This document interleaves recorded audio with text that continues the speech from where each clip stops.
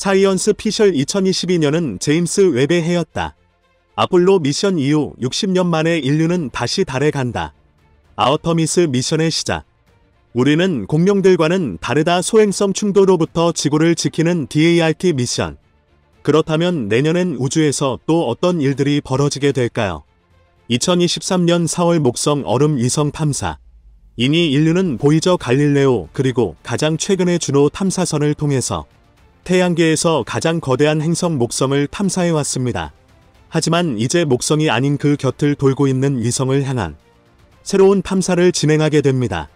목성의 위성에서 외계 생명체를 찾는다. 이니 허블 망원경 관측을 통해서 목성의 얼음 위성 유로파 지하의 바다가 존재한다는 사실을 확인했습니다. 얼음 표면에 갈라진 틈 사이로 지하의 바닷물이 뿜어져 나오는 우주 온천의 존재를 포착했죠. 이곳은 지구보다 훨씬 크기가 작은 위성이지만 그 지하에 매장된 바닷물의 부피는 지구 표면을 덮고 있는 바닷물보다 훨씬 거대합니다. 물론 이곳의 바다는 두꺼운 얼음 표면으로 덮인 채 태양 빛도 들지 않는 어둠의 바다일 겁니다. 태양 빛이 들지 않는 심해에도 생태계가 존재한다. 과학자들은 지구의 깊은 바다 아래 마그마의 열기로 달궈진 심해 열수구에서 최초의 생태계가 탄생했다고 추정합니다. 그리고 얼음 위성 속에도 심해 열수구가 존재할 수 있죠.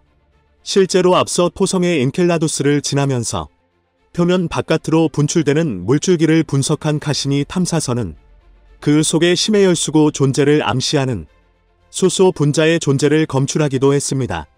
최초의 외계 생명체는 화성이 아닌 유로파에서 그동안 목성의 위성 탐사는 주 목적지 목성을 간 김에 잠깐씩 곁을 지나가면서 탐사한 것이 전부입니다. 애초에 주 목적지가 목성이 아닌 위성을 향한 탐사. 목성의 얼음 위성 탐사선 JUIC 주퍼터 IC 문즈 익스플로러 JUIC 탐사선 발사 및 탐사 일정 2023년 4월 발사 예정. 발사 후 8년 뒤 2031년 목성 도착. 총 2년 6개월간 목성 주변을 맴돈다. 한편 목성 주변 위성 가까이 200에서 1000km 거리 이내까지 접근합니다. JUIC 탐사선 타임라인. 가장 먼저 2번에 걸친 유로파 플라이바이, 가니메데, 칼리스토 각각 12번씩 플라이바이. 탐사 마지막 기간에는 목성이 아닌 가니메데 중력에 붙잡힌 채 약 9개월 동안 가니메데 주변 궤도를 돌게 됩니다. 최초로 행성이 아닌 위성 가니메데 곁을 도는 탐사. JUIC의 자외선 카메라는 유로파 표면 바깥으로 뿜어져 나오는 물 분자의 흔적을 포착합니다. 그리고 JUIC에 탑재된 자기장 센서는 가니메데를 통과하는 목성 자기장의 변화를 감지하죠. 가니메데 속에도 유로파만큼 거대한 물이 채워져 있다면 가니메데를 통과한 자기장 흐름의 변화가 생길 수 있습니다. 이니 앞선 갈릴레오 탐사선의 자기장 탐사를 통해서 가니메데에도 유로파처럼 바다가 있다. 지하 150km 깊이, 두께 100km의 바다가 존재한다. 미션이 모두 끝나면 탐사선은 가니메데 표면에 충돌 예정. 이번 JUIC의 세밀한 분석을 통해서 가니메데에도 똑같이 지하 바다가 존재하는지 최종 검증할 예정입니다. 2024년 연이어 발사될 유로파 클리퍼 미션 JUIC는 이어질 또 다른 유로파 탐사를 위한 사전 답사. 내년에 발사될 JUIC와 유로파 클리퍼 모두 아쉽게도 유로파 표면에 직접 착륙하는 미션은 아닙니다. 대신 레이더 탐사를 통해서 유로파의 얼음 표면을 뚫고 그 내부의 지도를 그릴 수 있죠. JUIC는 유로파 표면 10km를 꿰뚫고 그 내부의 지도를 그리게 됩니다. 물론 유로파 바다는 이보다 더 깊이 숨어 있을 것으로 보입니다.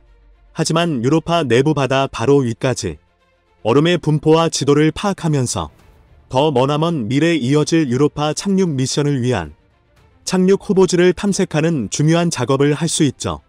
현재 가칭 유로파 랜더 2025년 이후 유로파 표면에 직접 착륙 예정. 한편 중국에서도 이제 달과 화성을 넘어서 목성 주변 가니메데에 직접 착륙하는 다음 미션을 준비하고 있습니다. 특히 목성의 위성을 탐사하는 데 주목하는 이유는 최근 외계 행성뿐 아니라 그 곁을 도는 외계 위성의 후보까지 발견되고 있기 때문이죠.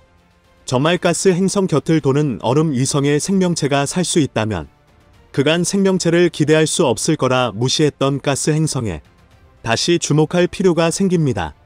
가스형 행성 주변 얼음 위성에 생명체가 살 수 있다면? 머지않은 미래 목성의 유로파 토성의 엔켈라두스 타이탄 등 4개 바다를 직접 방문하게 될 겁니다. 어쩌면 이미 인류는 영화처럼 지구의 바다가 아닌 외계 바닷속을 누비는 새로운 역사를 준비하고 있는 건 아닐까요? 2023년 9월 암흑에너지 우주망원경. 우주는 과연 얼마나 빠르게 팽창하고 있을까요? 우주에는 얼마나 많은 암흑 물질과 암흑 에너지가 채워져 있을까요?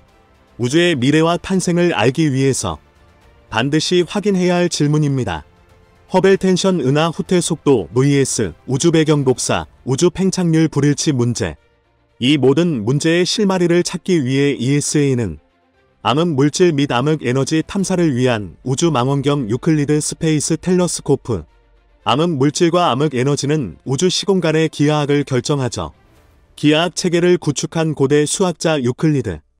원래는 올해 러시아의 소유주 로켓을 타고 짐작 올라갈 예정이었습니다. 하지만 러시아의 우크라이나 침공과 코로나 사태가 겹치면서 소유주 로켓 발사 일정은 취소되었죠. 푸틴 대신 머스크.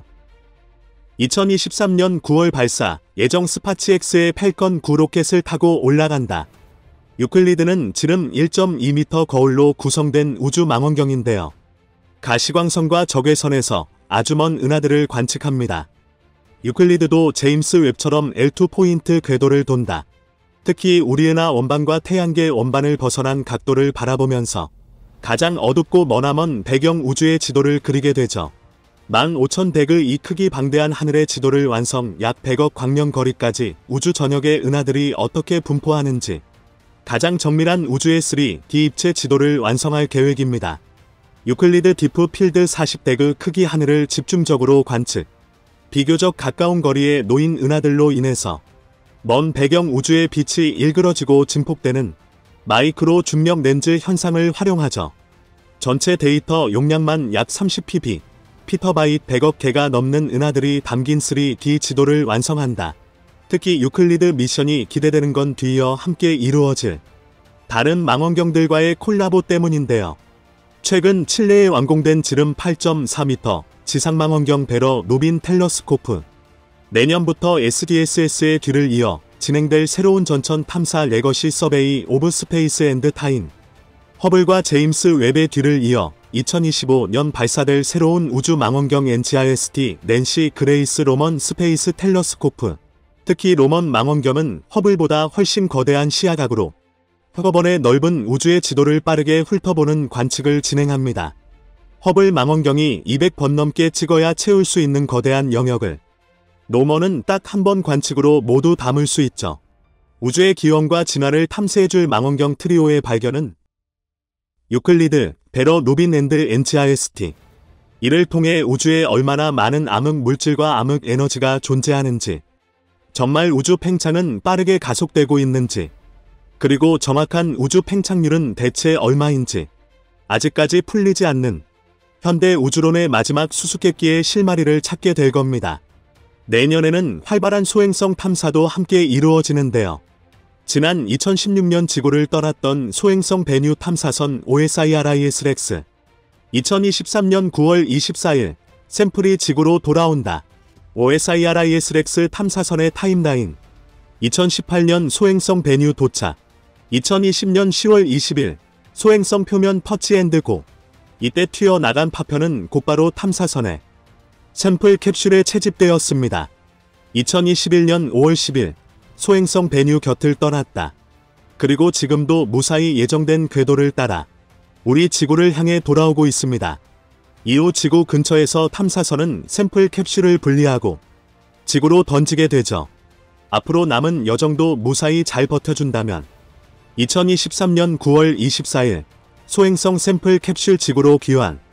천문학자들은 이 소행성 파편을 분석해서 그 안에 얼마나 많은 물이 포함되어 있는지 확인하게 되죠.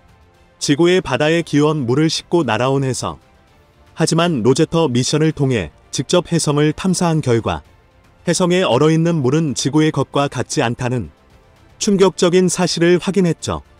그래서 천문학자들은 이제 혜성이 아닌 소행성에서 지구 물의 기원을 새롭게 찾고 있습니다. 2020년 12월 6일 샘플을 갖고 돌아오는 데 성공. 소행성 너유구 샘플을 싣고 돌아온 헤이어묘저. 소행성 배뉴로 날아갔던 OSIRIS-REX의 샘플은 이 가설에 더 힘을 실을 수 있을까요? 부디 남은 여정도 무사히 잘 버티길 기원합니다. 화성과 목성 사이 소행성 사이키를 탐사하는 미션 사이키 미션. 특히 이 소행성 사이키가 특별한 이유는 소행성 전체가 니켈과 철로만 이루어져 있기 때문입니다. 오래전 태양계가 갓 만들어질 때 소행성들이 반죽이 되며 지구와 화성 같은 덩치 큰 행성이 만들어졌습니다. 그런데 이 과정에서 꼭 덩치가 커지기만 했던 것은 아닙니다. 오히려 덩어리가 합쳐지지 않고 표면이 날아가거나 쪼개질 수 있죠. 사이키는 오래전 이런 특정한 충돌을 겪었고 그로 인해 외곽 암석층이 날아갔습니다. 그리고 내부에 니켈과 철 핵만 남게 된 것으로 보이죠. 미처 반죽이 되지 못하고 남은 행성의 핵이 노출된 상태. 지구, 화성과 같은 암석 행성의 핵을 연구할 수 있다. 지구에선 표면에 두꺼운 지각을 파고 들어갈 수 없기 때문에 지구의 핵을 직접 탐사할 수 없습니다. 그래서 천문학자들은 사이키로 날아가서 행성 탄생의 재료를 직접 탐사할 예정이죠. 사이키 탐사선 타임라인. 2023년 10월 팰컨 헤비 로켓을 타고 발사 예정. 2029년 소행성 사이키 도착 예정. 총 21개월 동안 사이키 주변 궤도를 돌면서 이곳의 성분과 기원을 분석합니다. 내부에 철이 뿜어져 나오는 철 화산. 사이키에 탑재된 감마선 및 중성자 분광기 GRNS 게머 레이 앤드 누단 스펙트라머터. 사이키 표면의 철과 니켈 성분의 지도를 파악하고 과거에 존재했던 철 화산의 흔적까지 파악할 수 있죠. 가까운 미래 시작될 우주 자원 경쟁의 서막. 소행성 사이키 지름 200km의 철 앤드 니켈 덩어리. 그 자체가 금속 자원입니다. 사이키의 가치 1000조 달러, 000. 물론 정확한 가치에 대해선 여전히 논란이 있긴 하지만 지구에서 고갈되어가는 금속 자원의 대체제 역할로서 소행성의 가치는 정말 어마어마할 겁니다. 어쩌면 그리 머지않은 미래, 지구의 건물과 반도체가 소행성에서 채굴한 금속으로 만들어지는 날도 올지 모르겠습니다. 사이키 발사 일정은 약간 불확실. 원래는 진작 올라갔어야 하지만 이미 한번 2023년으로 발사가 연기된 상태이죠. 천문학자들은 최대한 사이키 발사를 서두르고 있습니다. 사이키와 함께 밀려버린 금성 탐사선 일정. 부디 내년에는 예정대로 발사가 모두 진행되면서 남아있는 다음 탐사 로봇들도 순항할 수 있길 바랍니다. 올 한 해 제임스 웹 덕분에 정말 즐거웠던 만큼 내년에도 이어질 우주망원경과 탐사선들의 대활약을 기대합니다.